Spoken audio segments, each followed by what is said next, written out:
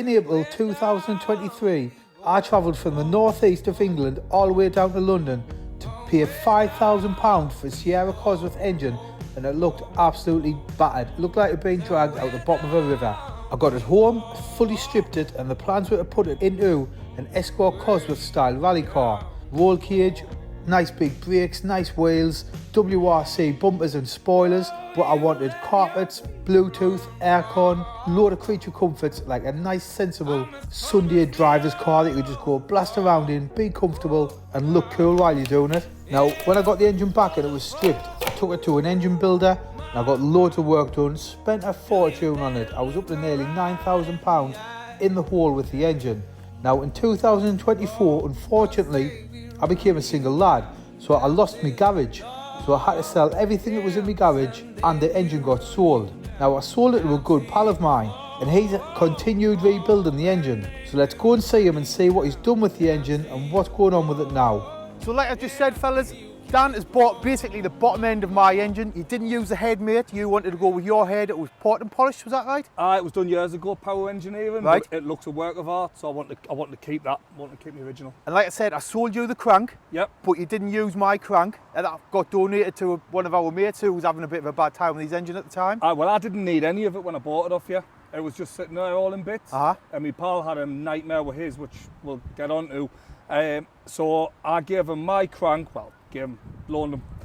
So he's got my crank in that one. So your crank in that one that I bought off you, and my original crank's back in this engine. So this is the crank off your engine, what you wanted to refresh? Yes. So that's actually as well, before we go any further, that's a rotor cover I painted a while ago.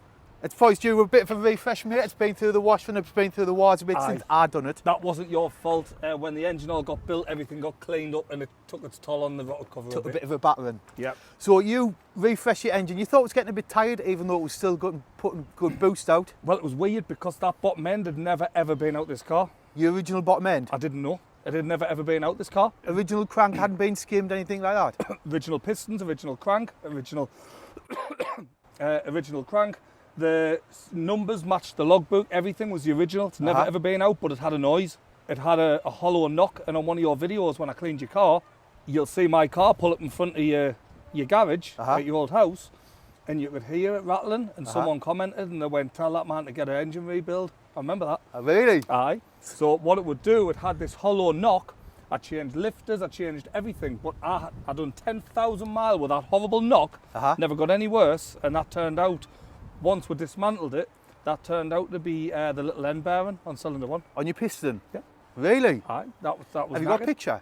I haven't. Oh, we could have put it in. When you put the engine in, you didn't just do the engine, you actually done a full underside restoration, didn't you? Full lot, that's what, well, I only went to change a slip and clutch. We took the gearbox out. It was slipping because of oil, wasn't it? Was it an oil leak? It was getting head lift. The head was lifting, it wasn't long studded on out my block, it was like I say, factory standard. So I took the gearbox out and then Mad Mark, the lunatic, you can put him in, says let's just take the lot out. So we dropped the engine out and then we just done a full underbody restoration in 28 days. Aye, done it quick, didn't you? Oh, really quick. And it looks mint as well. Oh, Rapted, everything powder coated, new bushes, everything brake lines, fuel lines. Everything's renewed underneath, absolutely everything. So you've got obviously new pumps and belts and everything, got a fuel pressure regulator. This car's 4-wheel drive as well, not 2-wheel drive. You've got a heat shield to go on. You've also bought a breather setup. You're going to put a breather tank in that one, aren't you? I just couldn't figure it out the other day. What's going to go on? I've got no idea. So what else have you done, mate? I mean... Do you know what? That engine, everything on that bottom end's built for big power. You know, the pistons, the bearings, everyth's built for big power. But I don't want to go over 380 anymore. It ruins the way they drive. So you're happy to stick at 30 psi, isn't it? It's running. It hits 30 psi. Well, it was hitting 30 psi and then holding 27. I've actually reduced it until I get a few more miles on it because I've only done about 1,200 mile on that engine. Since it's been rebuilt, you ran it in for 750 mile, didn't you? 750 mile on Miller's running in oil. Dropped that out and then I've put my liquid moly 1060 in it, and I've been giving it more boost, but I haven't really murdered it. And the only issue what we found was you blew a gasket on your inlet, didn't you? It was losing a bit of boost. Well, when I was out with you, me car started idling at 2,000 RPM. I've got pictures of that. There was right on there. It just started. Just down here, yeah. Just there. The gasket was in too. So I've put a metal gasket in there in place. that was it. Hoping it would be a 10-minute job, but it turned into a 2-hour battle. It was horrible. Honestly, it was horrible. Come have a look at the underside, mate, because that looks bonny as well. We'll put some pictures in as well. I've got full video, pictures, everything. Help yourself. Mate, it's a bonny car as well, though. Bonny car. You see underside. Like I say, I'll get some pictures off down. We'll put them in. But this car's been on the channel multiple times. You can see it looks from the outside pretty much the same wheels, the Company Motor of Wales. 4-wheel drive, obviously, but mate, what a thing, what a thing. I just got it exactly where I wanted it and kept it there. I don't think there's anything I want to do on the outside. Nice RS4 Sport there. I love them steering wheels for a SAF as well, mind, the 4 Sport. Mate, we'll have to go for driving it. Oh, I'm insured, I can drive it, can't I? I got the insurance. Something I suffer with as I'm getting older is like low energy, poor sleep and weight gain. I feel like I'm getting fatter as I get older. Now last year I took a manual testosterone test and I was slightly low in testosterone. So I started testosterone replacement therapy services and it has made, I'm not even joking fellas, it's made a huge difference in my life. I feel a lot more energised, like I don't know if I'm getting any more muscles, but I just feel a lot better in myself. And it's genuinely something I really believe in. Now I see the demographics of the people who watch my channel and most of you are about my age.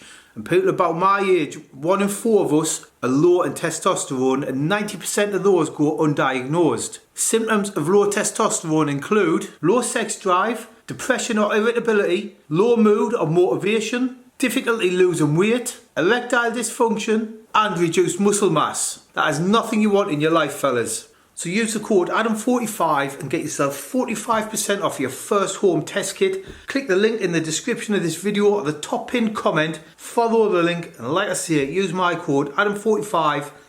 And honestly fellas, if your testosterone's low, it will change your life getting it sorted. But let's get back to the video. Thanks Manual for sponsoring this. So this is 380 brake. I've got a 3-door that's 259. So this is a lot quicker than what I'm used to, but for some reason Dan's got faith in us. I did offer you it with third-party insurance and you wouldn't take it. Nah, no, proper insurance. Do you know what I will say, right? I've got a 3-door, I've owned a 2-wheel drive Sapphire and an Escort Cosworth, and by far, to me, the Sapphires are the best driving cars, Cosworths by far. I've had the same, I've had dozens of them. Yeah, you've had more Cosworths than Ford. Oh, it's ridiculous amounts, but I love the way. A 2-wheel drive SAF was always my go-to. Always. I'd love one again, but I just don't trust myself. I trust being able to handle them. I just don't trust the trouble I'll get in. There's too many dash cams now. That's the thing. I never thought that till you mentioned it, to be honest, the dash cams. Well, it was the bikes, with me with the motorbikes. That's why I give them up. It's just too many people out there wanting to send footage in, so someone sees an old Ford Sierra with the back wheels lit up, they're going to post it, and I can't be chewed with it. Like, it's not worth the hassle. Nah. So what's your plans with it, mate? Since obviously you've done the underside, you've obviously got a rebuilt engine that should hopefully last another 100,000 mile at least. What's your plans with it? You know what they're like, they're never finished, are they? Nah, never. There's always something to do. Any eagle-eyed viewers might be looking and thinking, why is his back corner missing a panel?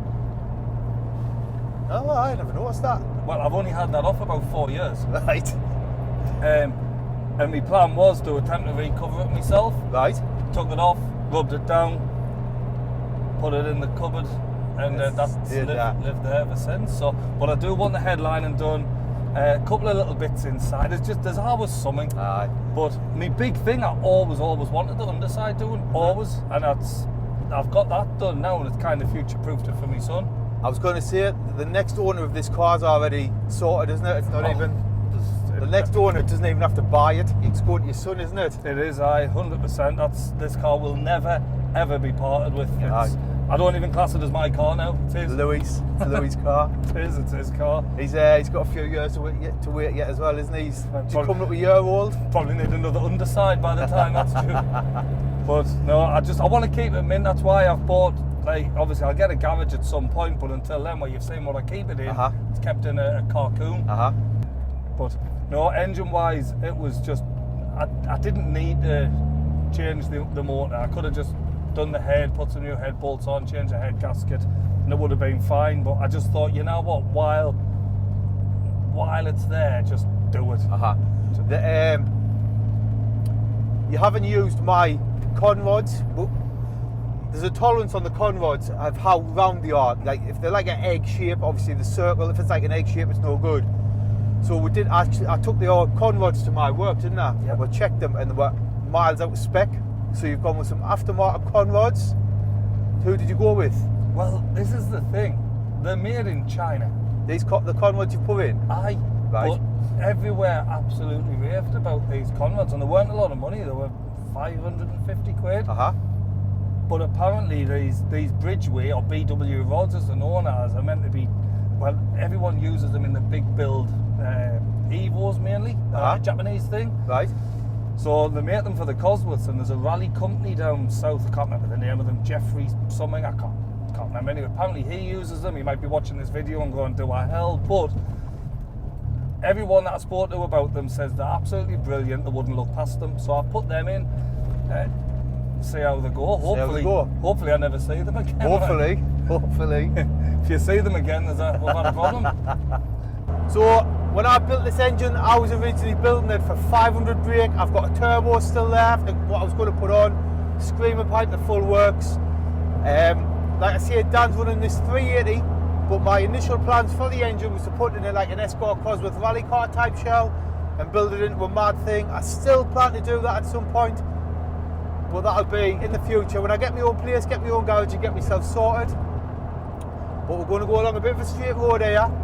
It's a national speed limit road, so we'll see what the car pulls like. I'm ready.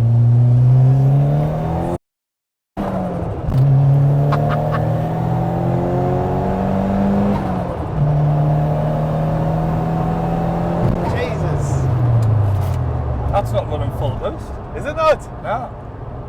Got some big APs on the front as well to slow us down. That was 70 mile an hour exactly. That's nowhere near full boost. Why not? Do you know what I think? I think that pipe split on the dump valve. That's why we're not hearing it as loud. Aye. Fucking went there, mate. Do you want to pull over? Half boost. What, did you look at the boost gauge? Sitting around about here. What, about 15? 16, 17 PSI. She'll pull over and check it. Aye, I'll have a look. Typical Cosy fellas, there's always something with them.